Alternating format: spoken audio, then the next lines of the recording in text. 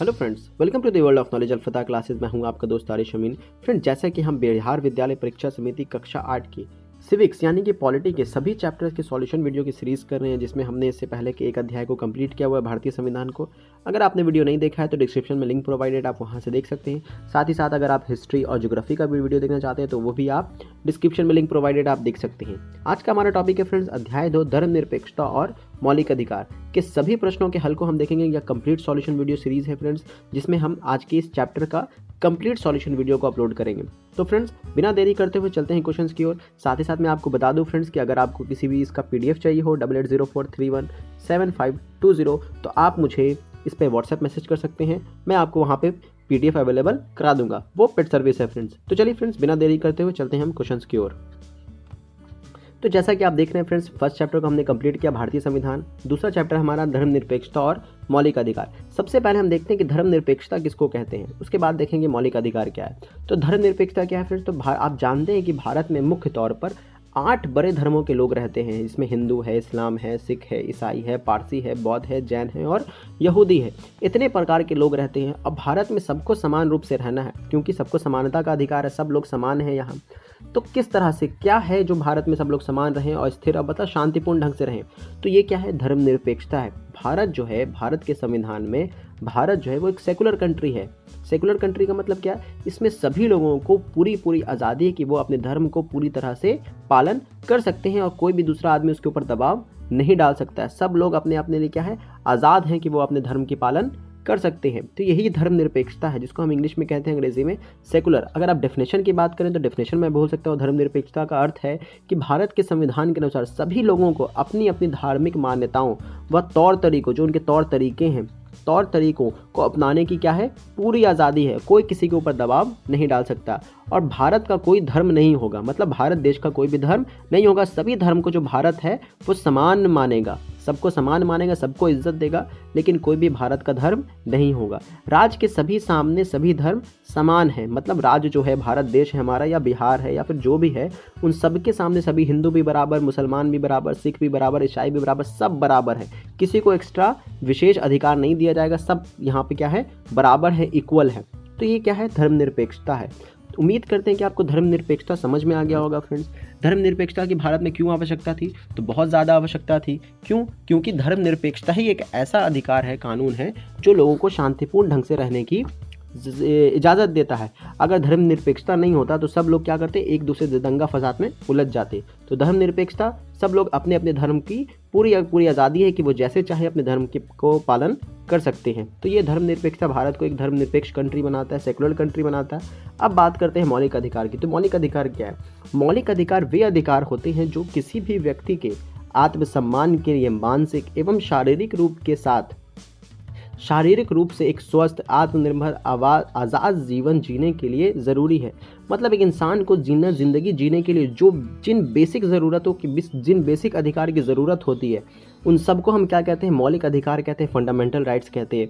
जैसे कोई मेरे ऊपर शोषण कर रहा है, कोई मेरा ज़बरदस्ती फ़ायदा उठा रहा है, तो हम क्या कर सकते हैं, इस शोषण के विरुद्ध आवाज़ उठा सकते हैं। ये मेरा मौलिक अधिकार है, फंडामेंटल राइट्स है कि हम मेरा कोई शोषण, मेरा कोई इस्तेमाल नहीं कर सकता है। तो ये मेरा मौलिक अधिकार है। हम भारत है, ये भारत है मान लेते हैं, ठीक है फ्रेंड्स, अच्छे से बनाता हूँ, मान लेते हैं ये भारत है। तो मेरा मौलिक अधिकार है कि हम भारत में यहाँ जाएँ, यहाँ जाएँ, यहाँ जाएँ, यहाँ जाएँ, ये पूरा मेरा देश है, हम कहीं भी जा सकते हैं पूरे भारत में। तो ये मेरा मौलिक अधिकार है, इसको कोई छीन नहीं सकता है। तो एक इंसान के कुछ मौलिक अधिकार हैं, आपको समझ में आ गए, जो बेसिक सबसे अधिकार है ज़िंदगी जीने के लिए, उसे ही हम क्या कहते हैं, मौलिक अधिकार। अगर मौलिक अधिकार में देखें तो विशेषकर क्या क्या अधिकार है? तो समता का अधिकार है, स्वतंत्रता का अधिकार है, शोषण के विरुद्ध, मतलब शोषण के खिलाफ हम आवाज़ उठा सकते हैं, तो ये अधिकार है मेरा। धार्मिक स्वतंत्रता का अधिकार है, जिसमें धर्मनिरपेक्षता भी आता है फ्रेंड्स, आपको पता है। जैसा कि अभी मैंने बताया कि धर्मनिरपेक्षता क्या है, तो धार्मिक अधिकार है कि हम किसी भी धर्म को पालन कर सकते हैं। संस्कृति और शैक्षणिक अधिकार है, और साथ ही साथ संवैधानिक उपचार का अधिकार है। इन सब धर्म में अगर हमको कोई भी उलझन होता है, कोई भी परेशानी होती है, तो हम उसका रास्ता न्याय के थ्रू ले सकते हैं, न्यायपालिका के थ्रू, कोर्ट से। तो उम्मीद करते हैं कि आपको हेडिंग समझ में आ गया होगा धर्मनिरपेक्षता और मौलिक अधिकार का। चलते हैं फ्रेंड्स इसके सॉल्यूशन वीडियो की तरफ। तो ये रहा हमारा पहला सवाल फ्रेंड्स। भारत में धर्मनिरपेक्षता की आवश्यकता क्यों है? क्यों आवश्यक है धर्मनिरपेक्षता? अपने शब्दों में समझाइए। तो हमको समझाना है फ्रेंड्स। इस किताब में बहुत सारा इनसाइड क्वेश्चन है। अगर 50 स्टूडेंट मुझे कमेंट्स करेंगे कि उनको इनसाइड का भी सॉल्यूशन वीडियो चाहिए, अगर 50 कमेंट जब पूरा जाएगा तो मैं वीडियो अपलोड कर दूंगा जिसमें इनसाइड क्वेश्चन को मैं सॉल्व करूंगा। तो अगर फ्रेंड्स अगर आपको चाहिए इनसाइड क्वेश्चन तो कमेंट सेक्शन में ज़रूर बताएं कि आपको चाहिए। हमें अभी अभ्यास प्रश्न की बात करेंगे, तो इसका आंसर हम देते हैं कि धर्मनिरपेक्षता की आवश्यकता क्यों है। ये हमारा यहाँ से उत्तर है। भारत एक विशाल देश है। यहाँ विश्व के 8 प्रमुख धर्म को मानने वाले लोग रहते हैं। यदि सभी धर्म के लोग यहाँ शांतिपूर्ण ढंग से ना रहें तो देश में दंगे की स्थिति उत्पन्न हो जाएगी, जिससे गृह युद्ध जैसी आशंका भी बन जा सकती है। इससे देश अस्थिर हो जाएगा और उसकी राजनीतिक संप्रभुता एक खतरे में पड़ जाएगी। अतः देश में शांति व्यवस्था बनी रहे, जिससे देश में प्रगति संभव हो, इसके लिए देश में धर्मनिरपेक्षता की स्थिति बनी रहना बहुत आवश्यक है। ये समझ सकते हैं आप फ्रेंड्स। तो धर्मनिरपेक्षता की आवश्यकता बहुत ज़्यादा है कि लोग अपने अपने धर्म की पालन करें, अपने अपनी ज़िंदगी में खुश रहें। कोई भी धर्म ये ना कहे कि मैं श्रेष्ठ हूँ और आप खराब हैं, आप कमज़ोर हैं, या फिर आपका धर्म जो है वो अच्छा नहीं है। जैसे ये भावना आ जाए कि एक धर्म दूसरे धर्म को क्या करेगा, घृणा के रूप से देखेगा, तो क्या होगा, तो यहाँ पे गृह युद्ध की संभावना बढ़ जाएगी। दोनों के बीच में क्लैश होगा, लड़ाई होगी और पूरा जो देश है वो क्या होगा, तितर बितर हो जाएगा। तो आप समझ सकते हैं फ्रेंड्स कि देश में शांतिपूर्ण ढंग से रहने के लिए, देश की अखंडता के लिए और देश की प्रगति के लिए जो संभव है वो क्या है, धर्मनिरपेक्षता बहुत इंपॉर्टेंट है। आगे बात करते हैं क्वेश्चन नंबर 2, धर्मनिरपेक्षता के मुख्य रूप से कौन कौन सी बातें शामिल है। तो ये कुछ पॉइंट है जो धर्मनिरपेक्षता में शामिल है। देश की धार्मिक विविधता को बरकरार रखा जाए और साथ ही साथ सभी लोगों को अपना अपना धर्म मानने, उसका प्रचार प्रसार करने की आज़ादी दी जाए। ये पहला पॉइंट। दूसरा पॉइंट कह सकते हैं आप परम हो गया या फिर धर्म होगा, यहाँ पे धर्म हो जाएगा। धर्म के नाम पर किसी धार्मिक संप्रदाय को दबाया नहीं जाएगा। तीसरा पॉइंट, राज्य सरकार किसी एक धर्म को महत्व नहीं देगी और अपने कानून, नियम व नीतियाँ किसी एक धर्म को आधार रखकर नहीं बनाएगी। चौथा, सभी लोगों को अपनी अपनी धार्मिक मान्यताओं व तौर तरीकों को अपनाने की पूरी आज़ादी है। किसी एक धर्म को मानने वाले लोग यदि अधिक संख्या में हैं तो उनको राज्य की तरफ से कोई विशेष स्थान या रियायत नहीं दी जाएगी। सबको समानता का अधिकार है, सब बराबर माने जाएंगे। क्वेश्चन नंबर 3, ये रहा हमारा क्वेश्चन नंबर 3। आपके विचार में भारत में धर्मनिरपेक्षता को लागू करने के लिए कौन से मौलिक अधिकार शामिल हैं और क्यों? तो यहाँ पे उत्तर दिया हुआ है, भारत में धर्मनिरपेक्षता को लागू करने के लिए ये मौलिक अधिकार शामिल हैं। कौन कौन से मौलिक अधिकार शामिल है फ्रेंड्स? तो पहला समानता का अधिकार, स्वतंत्रता का अधिकार, धार्मिक स्वतंत्रता का अधिकार, सांस्कृतिक और शैक्षणिक अधिकार। आगे अगर इसमें लिखेंगे आप तो इन अधिकारों के द्वारा देश में धर्मनिरपेक्षता को स्पष्ट हो जाएगा, स्पष्ट किया गया है। समानता के अधिकार के तहत कानून की नज़र में प्रत्येक नागरिक को समान माना गया है, यानी देश का कानून सभी नागरिकों को एक समान सुरक्षा करेगा। सार्वजनिक स्थानों पर जाने से किसी भी व्यक्ति को रोका नहीं जाएगा। कोई किसी आधार पर किसी के साथ छुआछूत नहीं करेगा। स्वतंत्रता के अधिकार के तहत देश में प्रत्येक नागरिक को, चाहे वह किसी भी धर्म का हो, अभिव्यक्ति की स्वतंत्रता होगी, भाषण की आज़ादी होगी, संगठन बनाने की स्वतंत्रता होगी, देश के किसी भी भाग में जाकर बसने, रोजगार व व्यापार करने की स्वतंत्रता होगी। इस प्रकार सभी को समानता दी गई है। धार्मिक स्वतंत्रता के अधिकार के तहत सभी नागरिकों को पूरी धार्मिक स्वतंत्रता दी गई है। प्रत्येक व्यक्ति को अपनी इच्छा का धर्म अपनाने, उसका प्रचार प्रसार करने का अधिकार दिया गया है।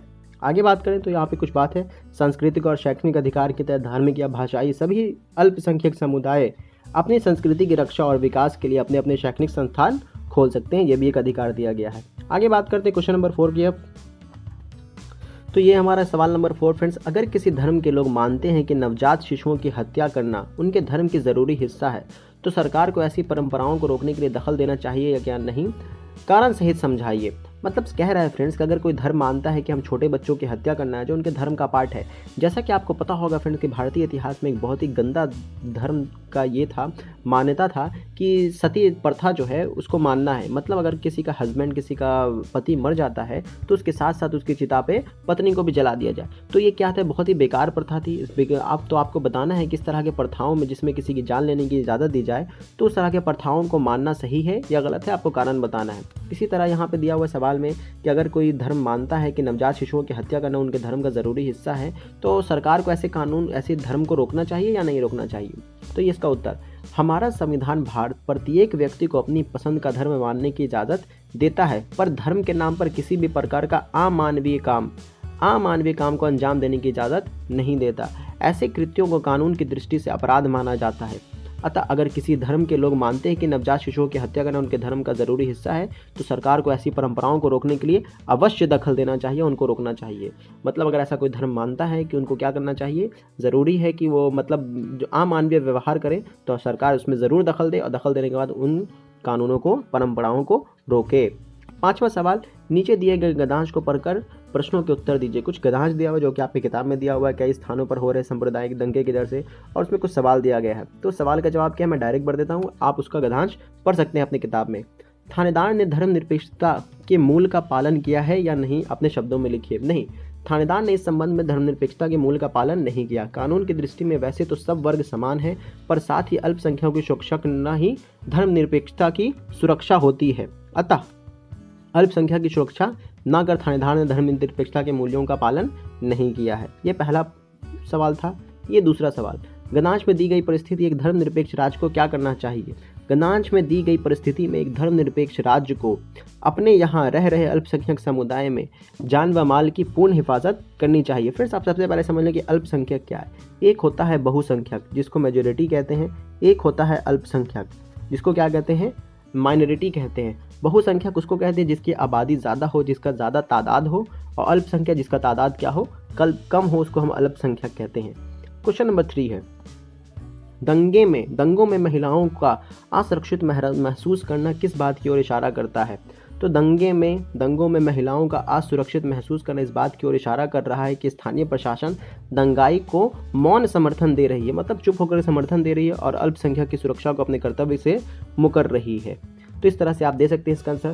फ्रेंड्स, यहाँ पे हमने इस चैप्टर्स के सभी क्वेश्चंस को देखा और उसको सॉल्व किया। अगर वीडियो पसंद आया हो तो वीडियो को लाइक कीजिए, अपने फ्रेंड्स के साथ शेयर कीजिए, हमारे चैनल को सब्सक्राइब कीजिए और बेल आइकन को प्रेस कीजिए, जैसे ही मैं नेक्स्ट वीडियो अपलोड करूँ तो आपको उसका नोटिफिकेशन सबसे पहले मिल सके। मिलेंगे नेक्स्ट वीडियो में फ्रेंड्स, तब तक के लिए अपना ख्याल रखें। Take care, bye bye.